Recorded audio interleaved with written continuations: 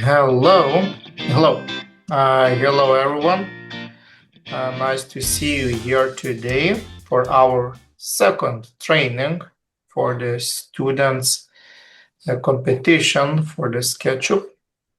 So in this training, we will talk about more urbanism. Also, we will talk about the AI tools and basically what is the options to use them for this competition of Baltic International Student SketchUp Competition 2026.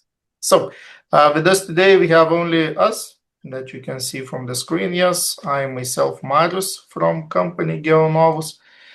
We are the distributor of the SketchUp software for the Baltics, and also we have Kārlis Bruņenieks from Latvia, main reseller SIA Info Latvia. Hello. Okay, so students will join. A few are here already, so I think we can start, Kārlis. Yeah. All right. I'll change my view a bit. So last time I showed some techniques how to gather data about the site context, how to add point clouds, make sketches, use even all the interesting extra data you can get from 3D Warehouse. And now on to this next stage. First, I wanted to show a bit about the concept of tactical urbanism, how you can use it to make it as a bit softer way how to introduce this very maybe radical new design into the cityscape. And after that, I'll show some useful techniques working inside of, let me see what happened.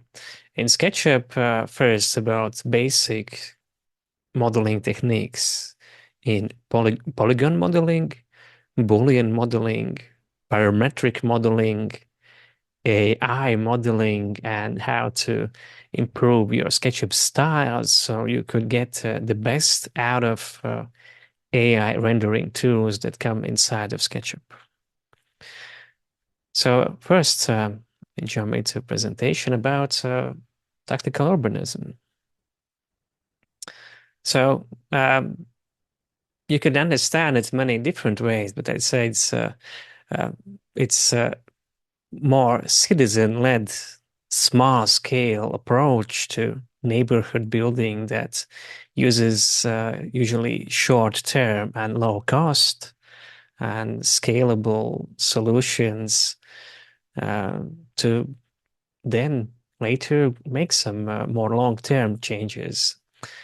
And so to get it, temporary tactical urbanism projects serve as a very powerful kind of proof of concept demonstration by implementing relatively simple short-term changes. Cities and communities can explore potential solutions and gather real-world data and support for these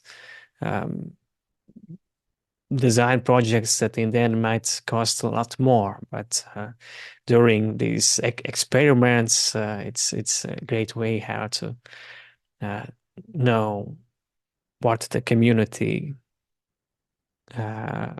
actually needs, right?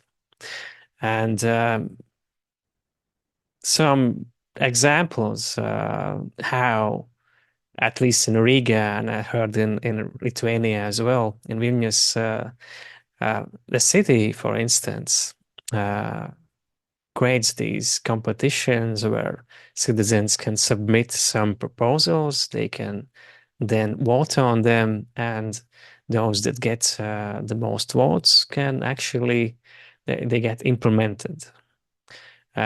Oftentimes with some changes, but at least the main concept usually gets realized. And other example is, for instance, temporary spaces like in Tallinn, town hall square where they created this park with trees, with seating. Um, an interesting place where you want to be besides just sitting at the restaurant, right? And as also uh, you can change even full streets. Like for instance, in Riga, there was a fantastic project where for 1 month, Tarbert Street was turned into a pedestrian street. Already there are a few candidates in Riga where they would like to introduce something like this, because outside of the old town, there's nothing like Juoma Street in Jurmala where you can just easily walk around, visit some shops and restaurants, and not worry about cars. And this also really attracts a lot more people, at least to these restaurants, to these shops, and there was positive, at least, um, messages from the citizens as well, as there are not so many cars driving on the streets, so it's a bit more quiet, at least. But of course, but in environments where people are quite conservative or maybe car centric, you have to start somewhere, right? Maybe it's a solution, maybe in different seasons or months at the year.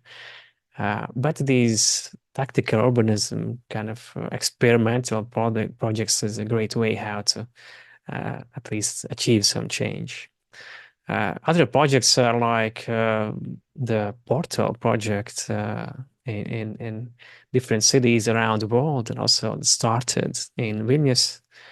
Maybe Marius can tell something interesting about it as well. So, this project, the portal, it's called. So firstly, this project was created by Lithuanian guy, Benediktas Gilys, and he connected firstly only two cities, Vilnius and Lublin in Poland. And for the long time, it was only two cities, but then later on, more cities joined, and now this portal is connecting worldwide, all different continents, basically throughout the globe. So now it has 7 cities, Vilnius, Lublin, then it has Philadelphia in USA, it has Dublin in Ireland, Ipswich in UK, then Brazil, one location, and one more location, that Manila, Manila in Philippines. Basically, all of these continents here are covered now, and then, well, probably more and more these portals will join. So one of this, I would say, very good attraction of the public, because people all the way when they're passing by us, they are stopping by the portal, waving to the other side of the screen, and then they're getting very nice interaction with each other. So very, very actually nice. And then even people sometimes they're sending messages through this live stream, basically, to other cities. So very nice initiative, basically, that was created. Have you visited a lot? Yeah. Or maybe connected with some friends in different cities as well? Yeah, sometimes I hear that these guests of the city, they're coming and waving to their city back from Dublin, yes, Ipswich, or other cities. All right, thanks. I'll wait for this to happen in Riga as well. Yeah, that should be. Because usually people are very surprised why they don't have it in their city. I would love to have something that attracts so much people in Riga as well, other than restaurants. And about some ways how you as students as well can improve your city. One example is for me, for 5 years I've been apart from association City for People, that helps to promote these safe, comfortable, fast ways of travel, both for cyclists, citizens, and public transportation.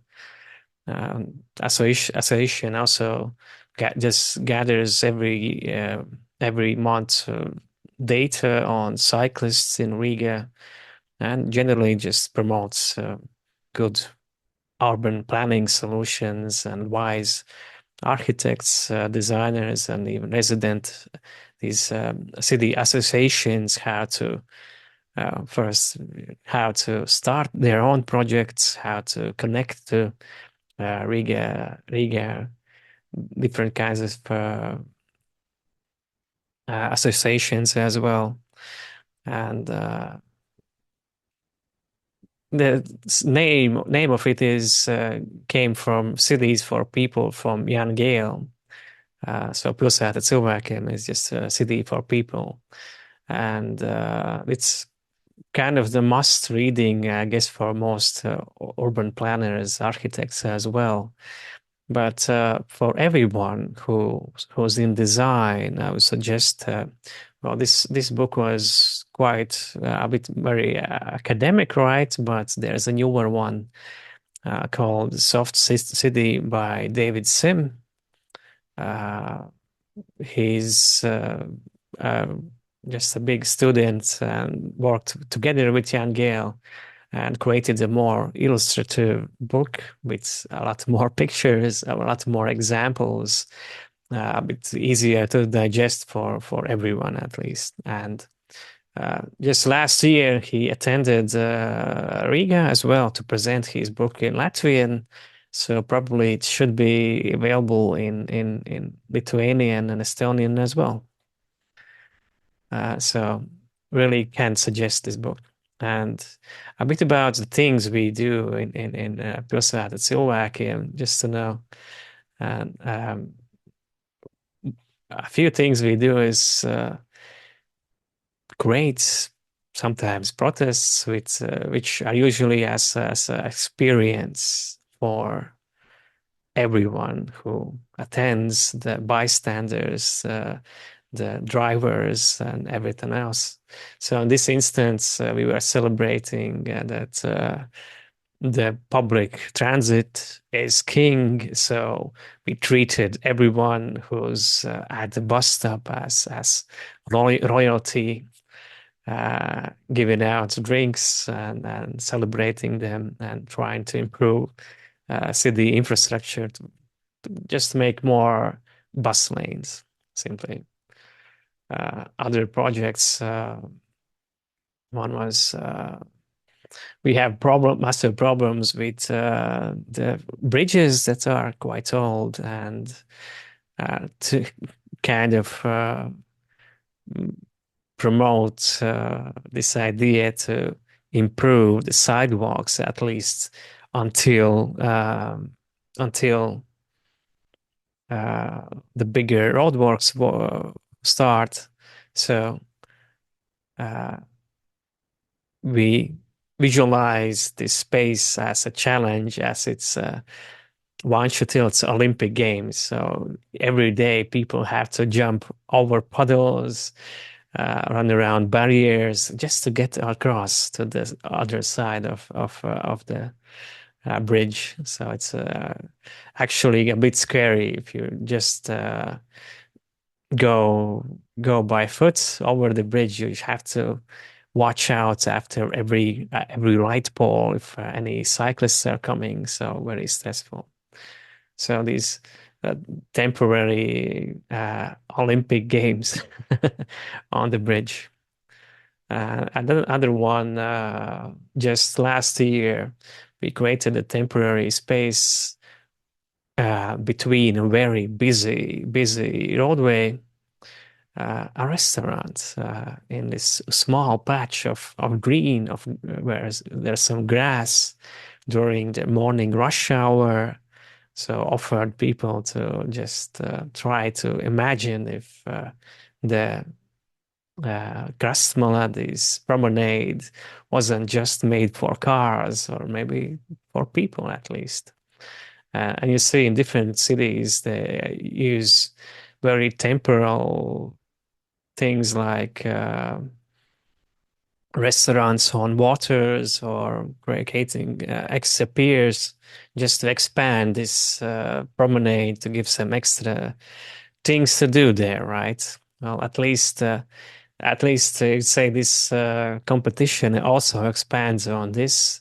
So you would create a destination next to this Riga promenade. And about other practical projects we've been creating, for instance, the same about on these launcher tilts before construction, at least trying to offer solutions for how to improve it for cyclists. So and the pedestrians. There was this question: is it possible to add a cycling lane on the bridge? And at least in visualization, we showed that it is possible, but still there's this skepticism from let's say city officials that maybe they don't want to waste too much effort in temporary solutions. But until the actual cycling lane is created next to the pedestrian sidewalk, but at least we answered the question that it's possible.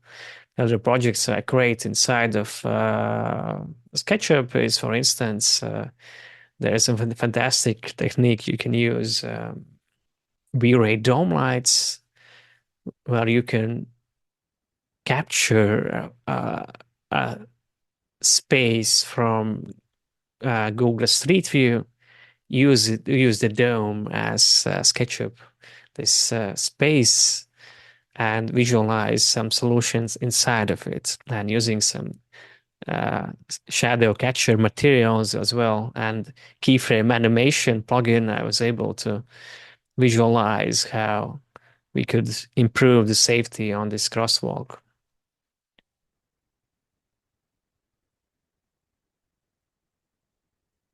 These are also temporary solutions that's very much in line in this tactical urbanism. Before committing to some permanent, more expensive solutions, it's just cheaper to use some plastic bollards and paint and road signs to make it safer at least. And one of the last ones I created as well for Elizabeth Street, where even this Google Street View photo, you can see there's this poor grandma who looks all both ways how to cross because there are no walkways, right? Zebras. And one solution is to just add these temporary islands, and to shorten the distance you have to cross. And meanwhile, one solution was to add an extra another cycling lane as well. And you can see also another solution that's been implemented more and more around Riga is that it's not advised to create speed bumps inside of busy city streets. So on side streets, it's usually better, and crosswalks, to make a uninterrupted sidewalk. So the priority is for the pedestrians, and the cars have to slow down, and they understand just physically that they have to give way, right? And in recent weeks, we've been also scanning different dangerous intersections and places where actually some fatal accidents happened inside in Riga, and we offer these consultations to uh, people how to improve them, usually create some visualizations and submit them to the council, and they have to give some explanation, um, some solution at least, or some time frame when it's going to be improved. Just a second.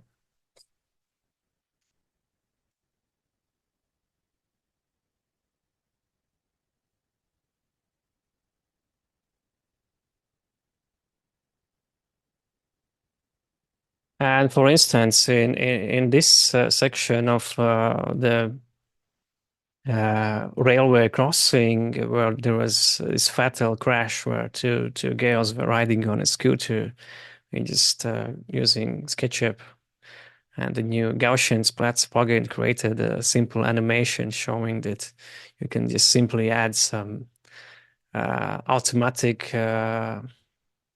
gates to the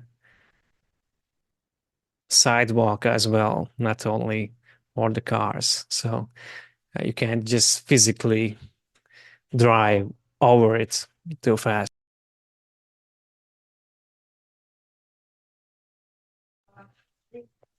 So that's about these different solutions. And so you, in your design, just think about for it to be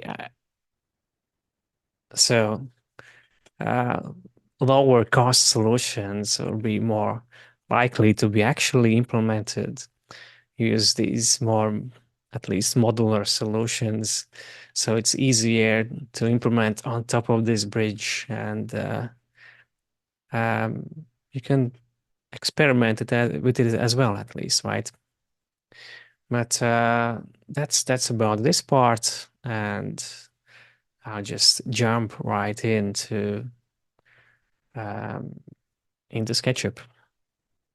So I want to show a few different modeling techniques first, starting in an empty SketchUp file.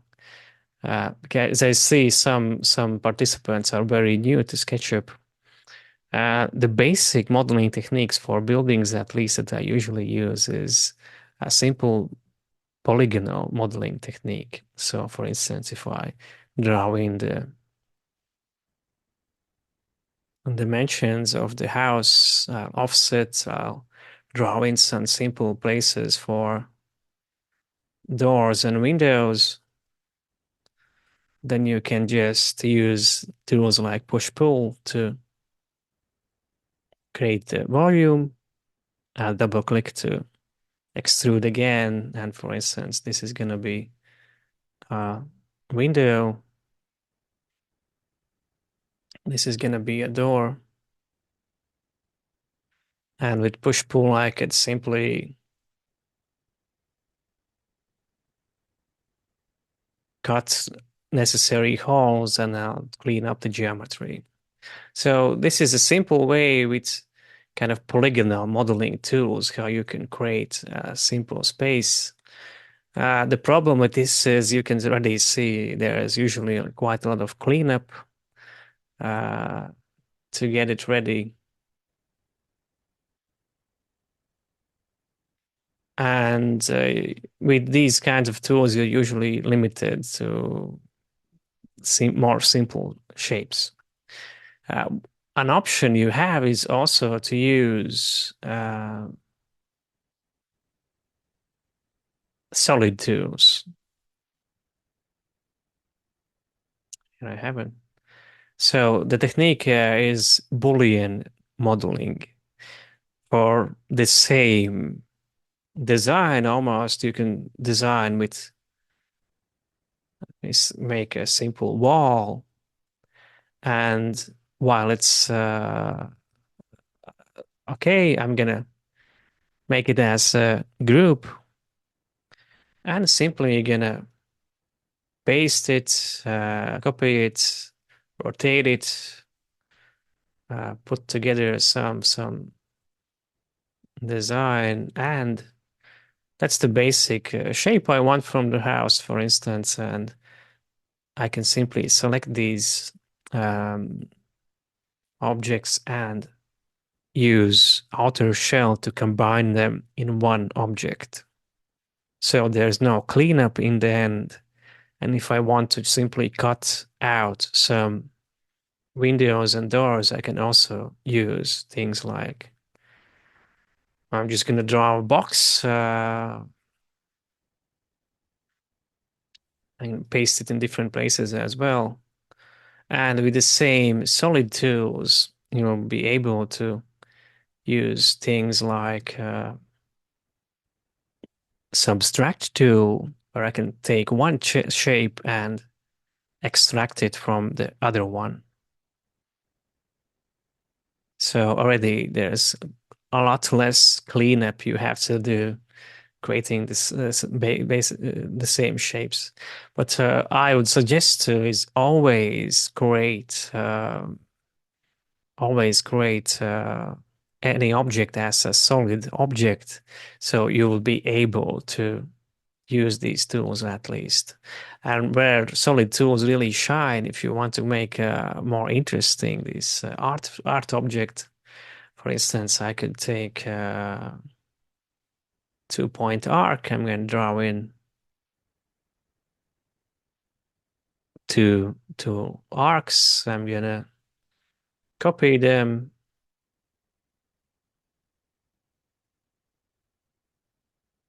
push them up. And I'd like to create a more interesting shape as well. For instance, I could, I'm going to use the same object. I'm just going to copy it to this side.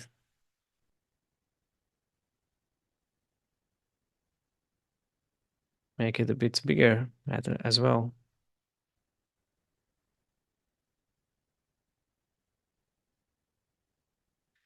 And I'm going to use this time, make this a bit bigger. I'm going to use the same subtract tool. I'm going to cut out this part and simply remove the second one.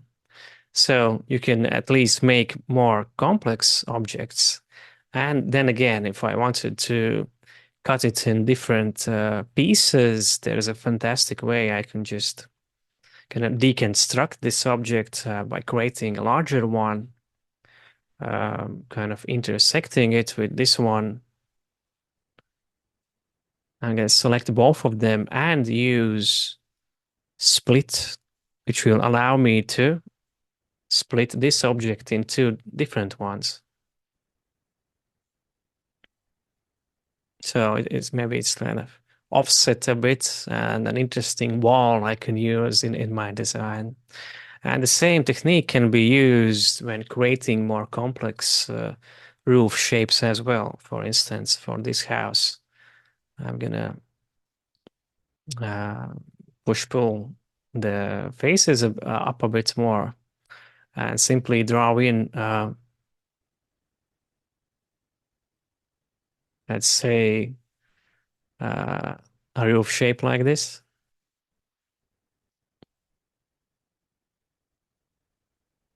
I'll just copy it up, connect together, use push-pull. I'm gonna make it a bit larger as well. Okay, this is gonna be the roof.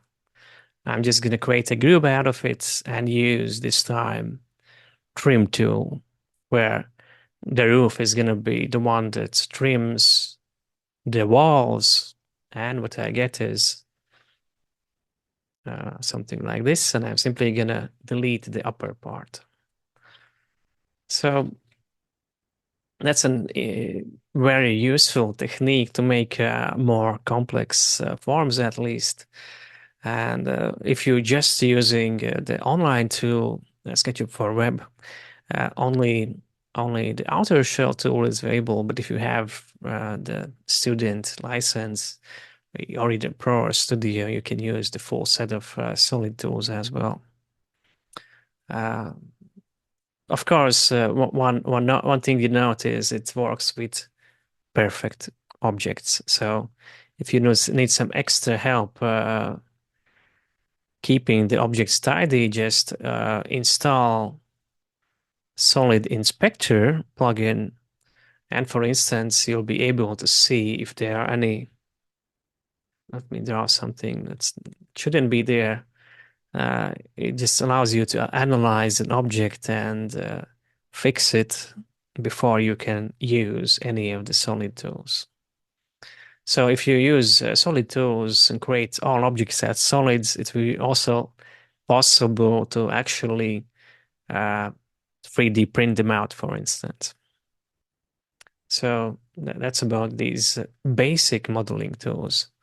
Another way how to work inside of SketchUp is use live components. If I look at, if I go to Window 3D Warehouse, under your profile, you'll be able to see SketchUp libraries. And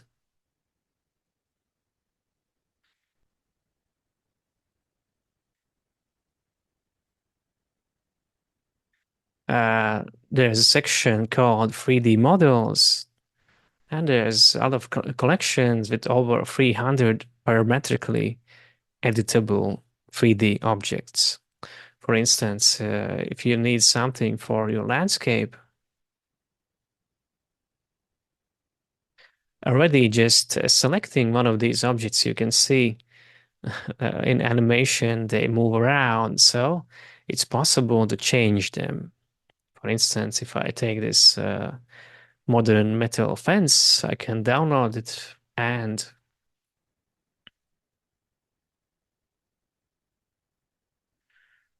I'll be able to change its design or just the length, how many posts are there, what's the style of the fence.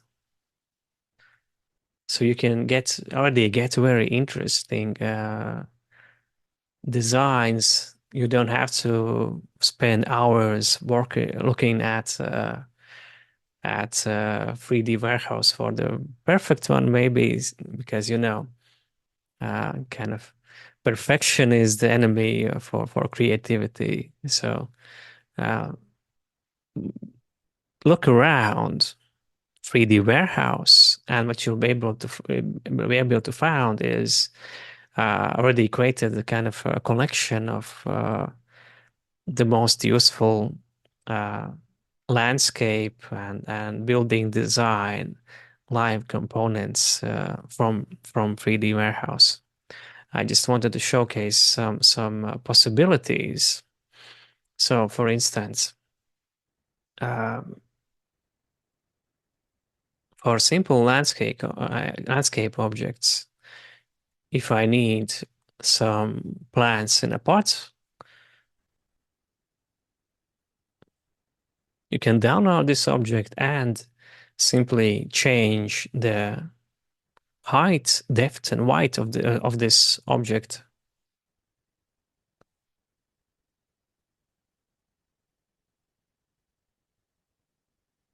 And it instantly updates to the necessary one. You can even change what kind of plants are inside of this box, what's the design to more basic one, right? And others as well. The same thing if you need some shrubs in your design. There's one with in an arc shape, or you can change it to a straighten as well, and simply change what's the radius, what's the angle as well, what's the height, and everything else. So you don't have to start with two basic shapes at least. Just use these live components. The same thing for things like trees. You can find a few trees. For instance, there's an oak where I can simply, for instance, change what's the what's the age of the tree, and it instantly changes as well. So they're adding these tree generators in component libraries as well. Another useful one is, for instance, if you need to add some benches, you can simply change the design as well. This is a very useful one. Either it's straight or curved one, and you can change the basic dimensions as well. So this is a 2-meter section. I can change the profile as well. Very nice. So this is the parametric solution design solutions that SketchUp offers with live components. It's also possible to create your own, but it's a quite a difficult node-based system. But still, other useful objects, for instance, if you just need some bicycle racks, you can change the design, how many are there as well. And already showed for every section you need to create some either railings or fences. Already some good solutions right inside of a 3D warehouse at least. Other interesting one is the landscape and the concrete bridge is a bit difficult, so you can add some decks as well. Like here you have a wooden deck. It's possible to simply change its size, and automatically you see difference where the stairs are going to be at. And for some smaller structures as well. So what's popular is these geodesic domes, and in SketchUp Live component library, you'll be able to see one. You can change it to different shapes as well. For instance, the basic shape is a dome. There's also a box. This is takes a bit more time to change. So a structure like this or pyramid.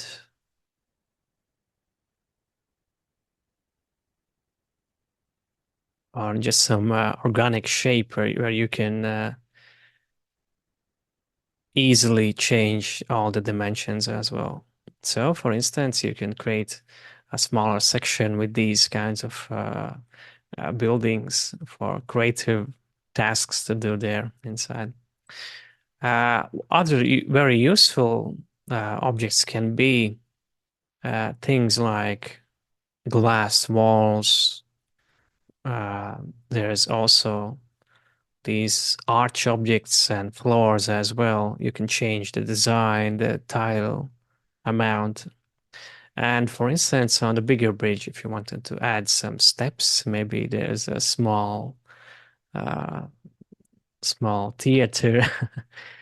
So it's possible to very easily change its shape.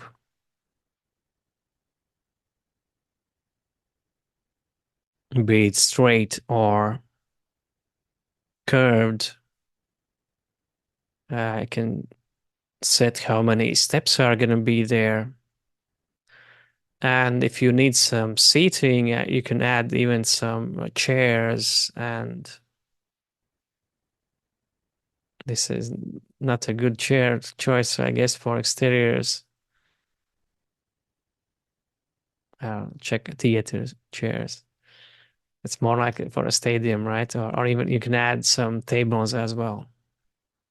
So that's another interesting option. And there are a few very interesting structural components as well in building section. For instance, you can get this beam.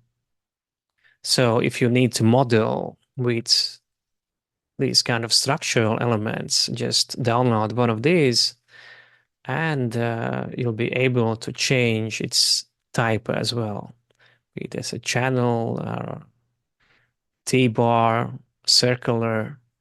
So you don't have to use these, model it from scratch. And you can simply change its size as well. And if you need it in different dimensions, remember that you can just create it as a make unique element, and I can change the size as well. Not changing the other ones, right? So for any structural elements, just use these live components. There's also things like these interesting waffle uh, style slabs. Easy way to make the basic building. Another one for extra one for foundation, and what can be very useful are these skirting walls. So you can change the type, in what direction they're gonna go, and there are a few options for joinery and other things. So again, you don't have to copy million components at least. Just change them parametrically. And from these, the last one I wanted to showcase, for instance, is this one where you can create this very creative shape, change how many ribs are gonna be there.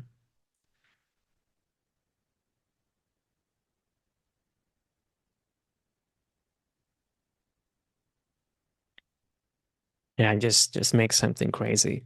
A similar one is, for instance, as an art object, there's one like wind sculpture where in real time you can change, you can spin it around, change the design at a few different ones.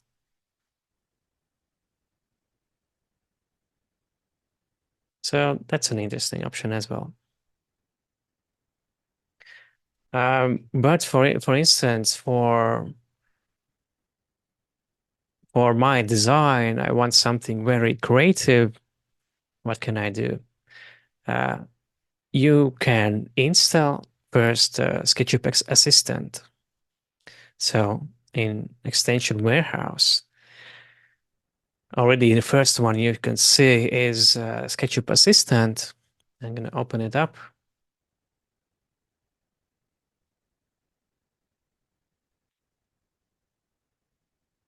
So if I have some crazy ideas of objects that I can't find inside of 3D Warehouse, I can simply go to Generate Objects section.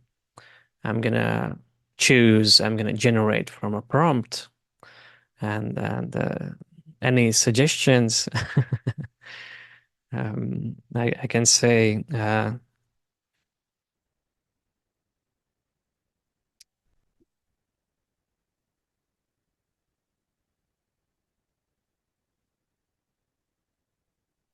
a bench that looks like a banana, for instance.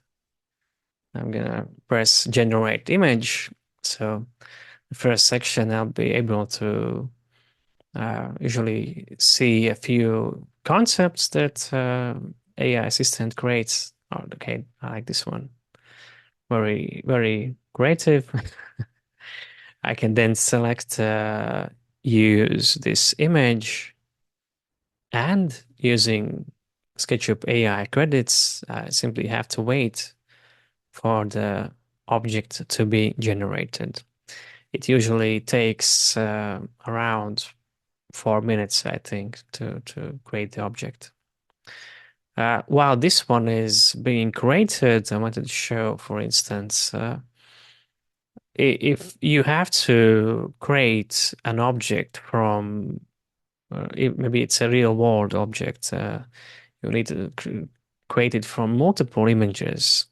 There's also a fantastic solution, Trellis 3D, now to launch the second version as well, you can simply upload your images as well. You can choose multiple views and select its front, left, right, back view, and you'll be able to generate very high quality 3D model. Uh, some examples, for instance, is let me go to my 3D warehouse.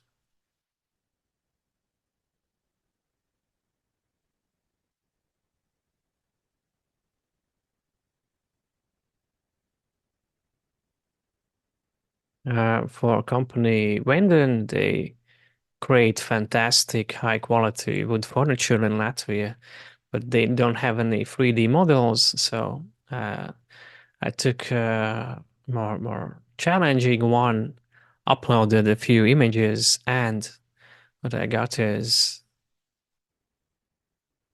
this very high quality 3D object of the chair. So in the end, you only have to uh, scale it in proper size. And if I look at the geometry, so it's basically one huge texture applied to it. It's not easy to manipulate anything, but at least it looks good enough, right? And the same thing is going to be with my new object. Let me see. All right, it's already generated this banana bench, and I'm going to simply press download.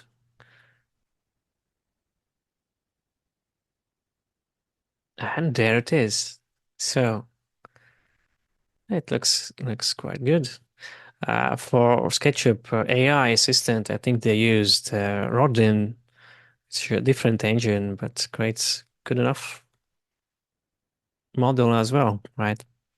So maybe your team is uh, a fruit salad park where every bench is some kind of different fruit.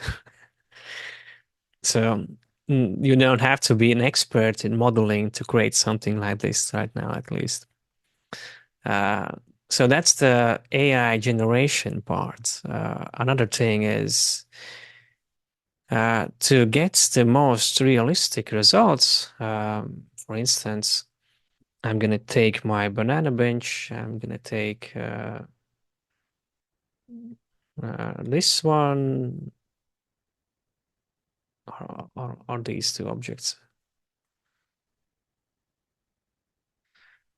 I'm gonna go down to my model. Let's go here. I'm gonna place my banana bench.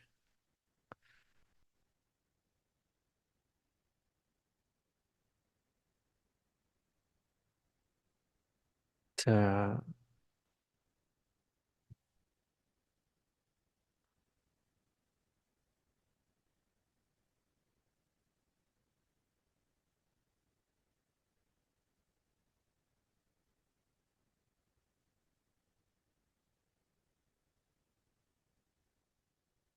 I'm gonna make a bit more pleasant environment there at least.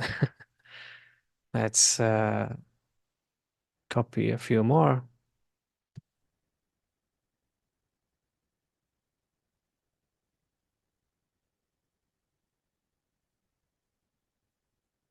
What else can we take from live components?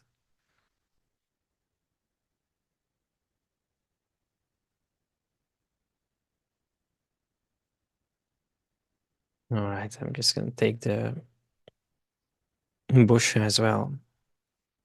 Create some closure there in the middle. All right, very simple design. And let's take a scale figure.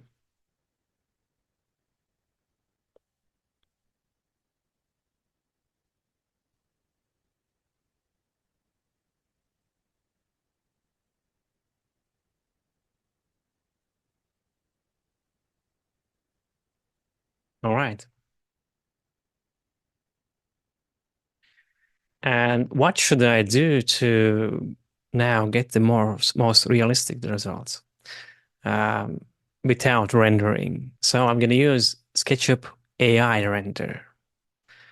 You can find it from Extension Warehouse. It should be among the most popular ones. Yeah, I see there's almost 1 million downloads for it right now.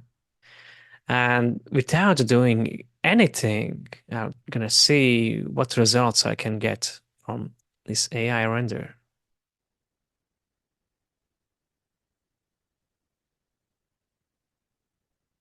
So AI render tool takes like a screenshot from our SketchUp view, and I can choose from different um, styles. For instance, in the say it's going to be an realistic exterior.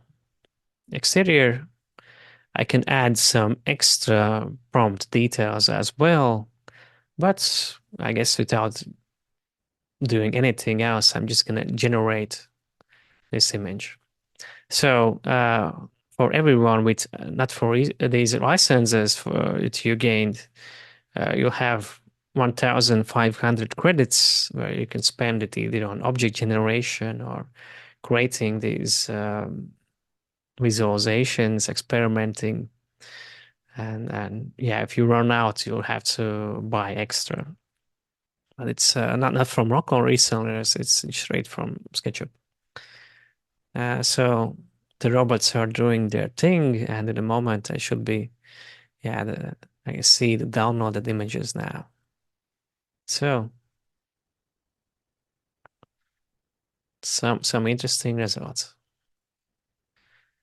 I can pick one that I like, and if I want to create some changes, then I could, for instance, here draw in, uh, let's say,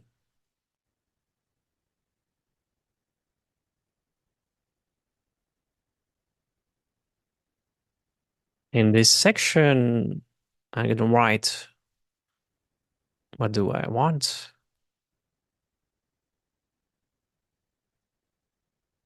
I say uh, I want pool,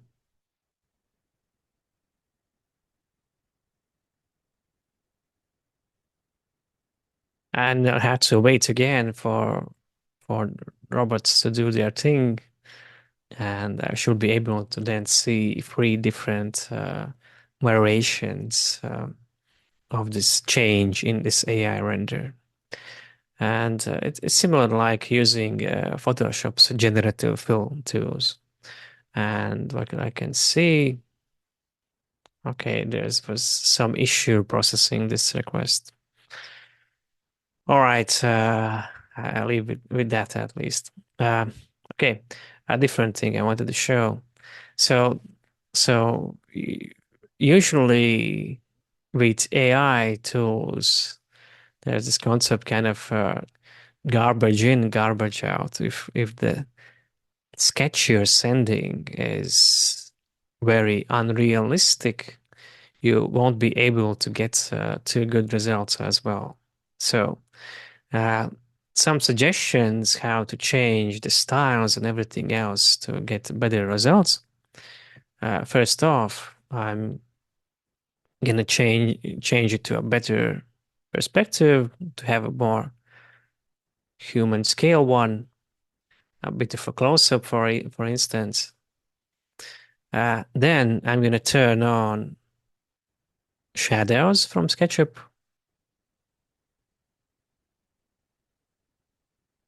I'm gonna open up default ray and styles section. First thing I could change is for more realistic results, usually it's better to turn off all edges. So you wouldn't get unnecessary details. Oh, okay, this one looks a bit too small. Now that I see the SketchUp figure, I'm gonna scale them up. Maybe it's So this one is gonna be like a bed. This one's gonna be a miniature ones for dogs. And this is why it's important to add some scale figures. So it's easier to understand in what scale you created all these things.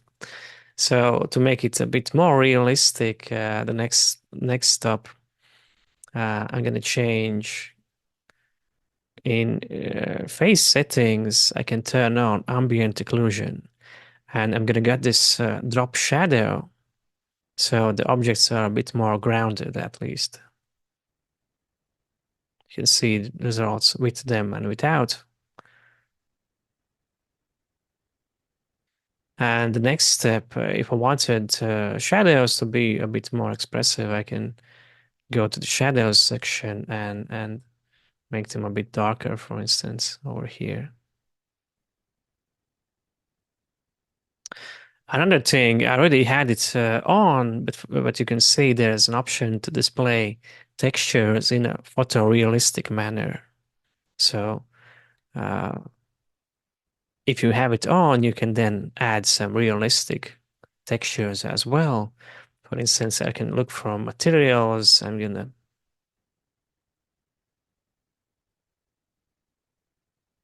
go to this section, launch 3D warehouse. I'll choose, for instance, some tiles. But there are some interesting ones.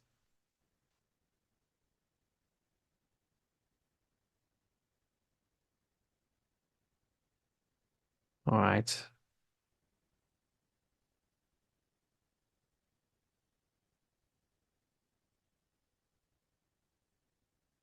And these have realistic textures and bumps, and you'll be able to see they just look better. But there's still one thing I have to change as well. So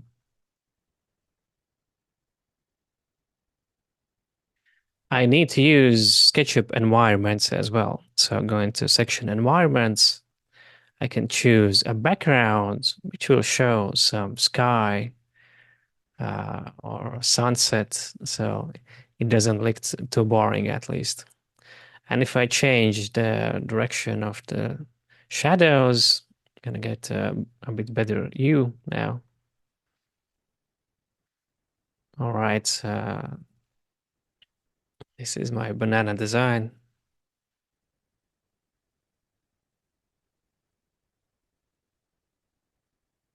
You can see it's in there. I can edit the environment as well to rotate it around to get better lighting. Just have to experiment. And with that, for safety's sake, I'm gonna save it.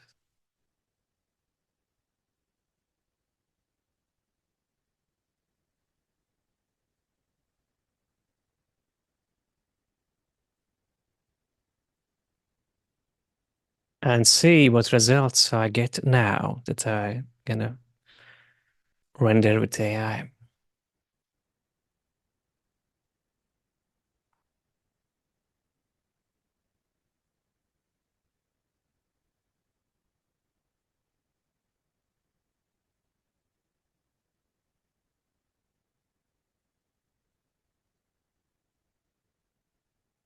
So I have a more realistic picture and just gonna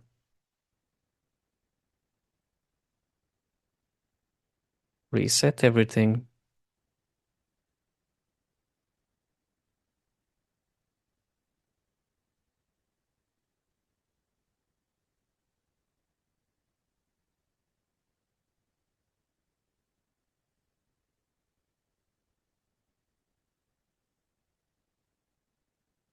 So strange.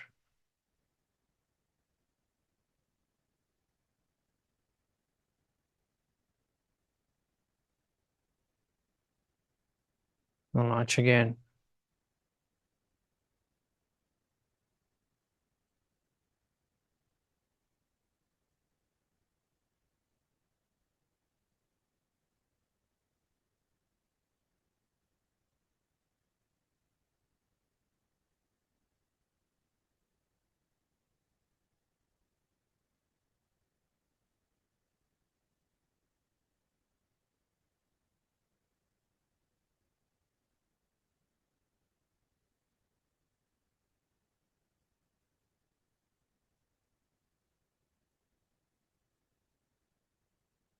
All right. Reset everything and then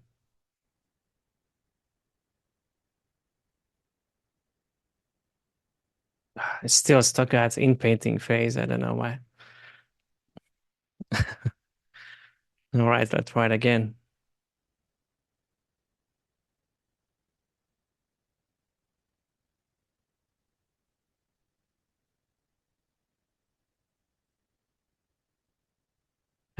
Okay, this time I can choose the auto prompt. I just press generate and we'll see if we get a nicer end result. In the setting, it's possible to change how much this AI is gonna respect the materials and geometry that we applied to model as well. So the better materials you choose, the better your result is gonna be. And also, good thing is that we already, oh wow, it's completely different. So I will have to go into this prompt and change to respect the geometry at least.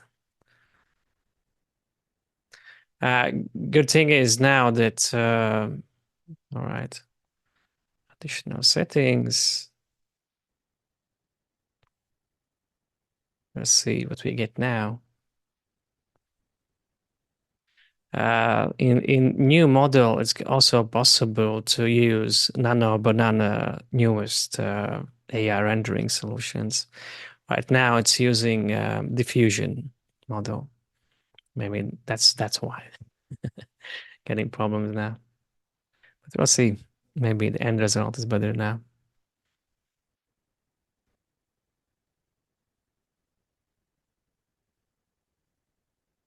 Still a bit too creative, but at least I guess I have to describe the things I see in the model a bit better.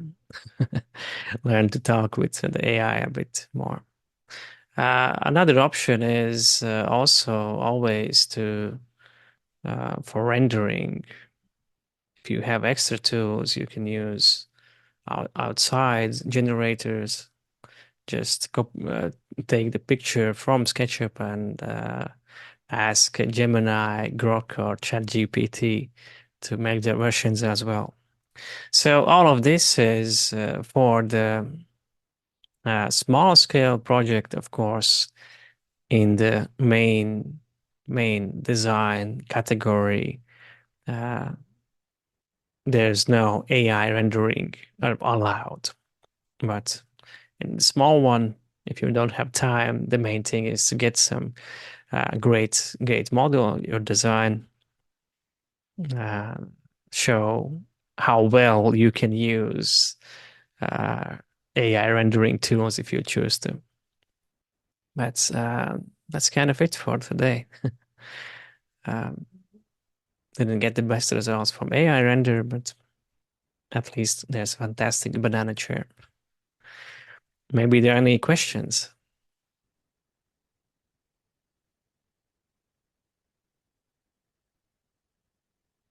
Marius, what's your luck with AI rendering?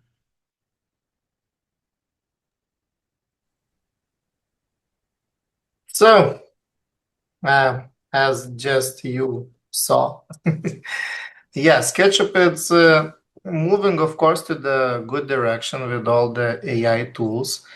But of course, they're well lacking this keeping the geometry the same as earlier actually, and this ChatGPT was lacking of that, of course. But well, for now, we experience that Nano Banana kind of uses and keeps all the details the same as you're providing in the image, basically. So, well, in my case, I'm started using that, but then also taking the same generated image and then using not Google tool video, but using other tools to make video because in experience other works better a little bit. So yeah, but half a year ago it was different. I think 6 months later also it will be different. So it's a very, very, very changing environment, very dynamic. So we have to be on the spot all the time, basically, and keep I testing. I can say that this is why I like V-Ray better. Very, at least, predictable results in rendering. Yes, yes. If we compare SketchUp AI and V-Ray, yes, V-Ray okay. really it's In this example, much. I say it's if I just use the auto prompt, it left everything a bit more of the same, right? I Yeah, still more have like this banana. yellow banana color, but now Yeah, it's in gold. So it's experimenting a bit, but the uh, surrounding is a bit closer to the original, at least. If maybe you use the textured versions of the buildings, at least then it would preserve its shape. Now I can say it's the famous building just turned into a tree. But still, I've seen many good stories from customers that usually really don't have time for rendering, and in this design, at least exploration phase, they just love it. They don't have to start V-Ray for half an hour before getting fantastic results, right? And yes, and for me it's a very actually big question if V-Ray will keep it up. Basically. Because well, SketchUp, yeah, but other tools they're getting so better, and basically this photo reel you can get much faster comparatively than 6 months ago. But yeah, this very big topic and a very wide topic, and about that we will talk continuously, I think, because well, for our this visualization kind of topic, yeah, for SketchUp that's very important. And yeah, all of our industry has to be on their kind of pain point. This should be okay. Thank Kārlis. Yes, thank you. Very interesting techniques and the dynamic components. Very interestingly was well to see their capabilities. So yes, then we covered. Then thank you for the students that joined that showed all the way the second training, and then we will see you next week, also Wednesday, also 2 o'clock afternoon, and then we will have the training about the V-Ray, the rendering with V-Ray. Okay, thank you. The recording will be uploaded and sent out to everybody. Thank you, and have a good other side of the week. Bye. Goodbye, man.